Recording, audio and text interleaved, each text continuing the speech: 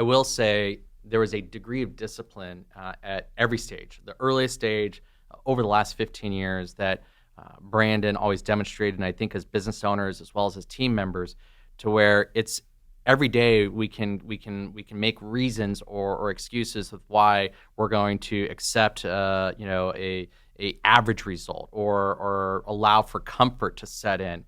And Brandon I felt like every day was as if it was a fight for what was possible, and this could be our only day.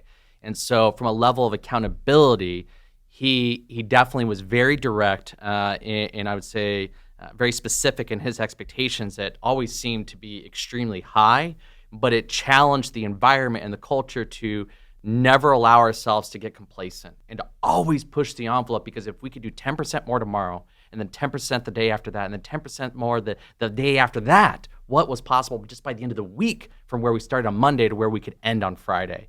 And so we did, that's where these incremental steps, there weren't giant leaps, but those incremental steps with Brandon holding the environment, leadership, and demonstrating the rest of us that if you're not all in, then you need to go, because I'm not going to sacrifice my dream, my vision for your mediocrity. Or the commitment I made. Or the commitment that I made to the team that is all in. Yeah. And so we have to think about that when we think about our businesses. You do have absolutely your top 20% that want to be all in with you.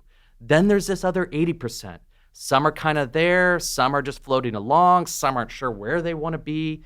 But those 20%, you have to make sure that you're in lockstep with, and then you're also demonstrating those 20% that you have their back. And that's something that Brandon demonstrated through his leadership.